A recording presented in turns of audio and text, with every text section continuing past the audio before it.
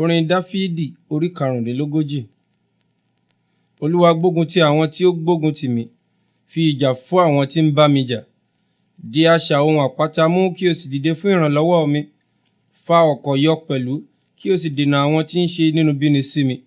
Wí fún ọkàn mi pé èmi ni ìgbàlà rẹ, kí wọn kí ó dààmú, kí a sì ti àwọn tí ń wá ọkàn mi lójú, kí a sì mú wọn padà, kí a sì dààmú àwọn tí ń gbèrò ìpalára mi.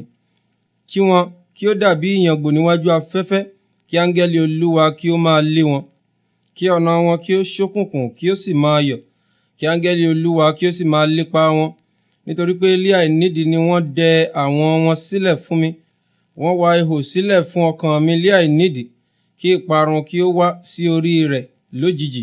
Àwọn rẹ̀ tí ó dẹ kí ó mú òun tìkára rẹ̀, ìparun náà ni kí ó ṣubú sí. Ọkàn mi yóò sì máa yọ̀ ní ti Olúwa, yóò sì máa yọ̀ nínú ìgbàlà rẹ̀. Gbogbo egungun mi ni yóò wí pé, Olúwa, ta li ó dàbí ìwọ, tí ń gba tálákà lọ́wọ́ àwọn tí ó lágbára jùlọ, àní tálákà àti aláìní lọ́wọ́ ẹni tí ń fi ṣe ìkógun. Àwọn ẹlẹ́rìí èké dìde, wọ́n ń bi mí lí ohun tí èmi kò mọ̀. Wọ́n fi búburú san oore fún mi, láti sọ ọkàn mi di òfo. Ṣùgbọ́n bí ó ṣe ti èmi ni, nígbà tí ara wọn kò dá. Aṣọ àwẹ̀lé aṣọ mi, mo fi àwẹ̀rẹ̀ ọkàn mi sílẹ̀, àdúrà mi sì padà sí mi lé àyà. Èmi ṣe ara mi bí ẹni pé ọ̀rẹ́ tàbí arákùnrin mi tilẹ̀ ni. Èmi fi ìbìnújẹ́ tẹríba bí ẹni tí ń ṣọ̀fọ̀ ìyá rẹ̀. Ṣùgbọ́n nínú ìpọ́njú mi, wọ́n yọ̀, wọ́n sì kó ara wọn jọ. Àwọn ènìyàn kénìyàn kó ara wọn jọ sí mi, èmi kò sì mọ̀. Wọ́n fà mí ya, wọn kò sì dákẹ́. Pẹ̀lú àwọn àgàbàgebè tí í ṣe ẹlẹ́yà lé àpèjẹ, wọ́n ń pa eyín wọn sí mi. Olúwa, ìwọ ó ti máa wò pẹ́ tó. Yọ ọkàn mi kúrò nínú ìparun wọn, ẹni mi kan náà lọ́wọ́ àwọn kìnìún. Èmi ó ṣọpẹ́ fún ọ nínú àjọ ńlá, èmi ó máa yìn ọ́ lé àwùjọ ọ̀pọ̀ ènìyàn. Má ṣe jẹ́ kí àwọn tí ń ṣe ọ̀tá mi lòdì kí ó yọ̀ mí, bẹ́ẹ̀ ni kí o má sì ṣe jẹ́ kí àwọn tí ó kórìíra mi lé àìnídìí kí ó máa ṣẹ́jú sí mi.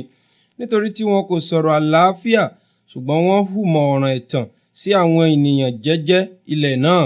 Nítòótọ́, wọ́n ya ẹnu wọn sílẹ̀ sí mi, wọ́n wí pé, Háà, ojú wa ti rí, èyí ni ìwọ ti rí Olúwa. Má ṣe dákẹ́, Olúwa, má ṣe jìnnà sí mi. Ru ara rẹ sókè kí o sì jí sí ìdájọ́ mi, àti sí ọ̀ràn mi, Ọlọ́run mi àti Olúwa mi. Ṣe ìdájọ́ mi, Olúwa Ọlọ́run mi, gẹ́gẹ́ bí òdodo rẹ, kí o má sì ṣe jẹ́ kí wọn kí ó yọ̀ mí. Má ṣe jẹ́ kí wọn kí ó wí nínú ọkàn wọn pé, bẹ́ẹ̀ li àwa ń fẹ́. Má ṣe jẹ́ kí wọn kí ó wí pé, àwa ti gbé e mì. Kí ojú kí ó tì wọ́n, kí wọn kí ó sì dààmú pọ̀, tí ń yọ̀ sí ìfarapa mi. Kí a fi ìtìjú àti àbùkù wọ̀ wọ́n lé aṣọ tí ń gbéraga sí mi. Jẹ́ kí wọn kí ó máa hó fún ayọ̀, kí wọn kí ó sì máa ṣe inú dídùn, tí ń ṣe ojú rere sí òdodo mi. Lóòótọ́ kí wọn kí ó máa wí títí pé, Olúwa ni kí a máa gbéga, tí ó ní inú dídùn sí àlàáfíà ìránṣẹ́ rẹ̀. Ahọ́n mi yóò sì máa sọ̀rọ̀ òdodo rẹ àti ti ìyìn rẹ ní gbogbo ọjọ́.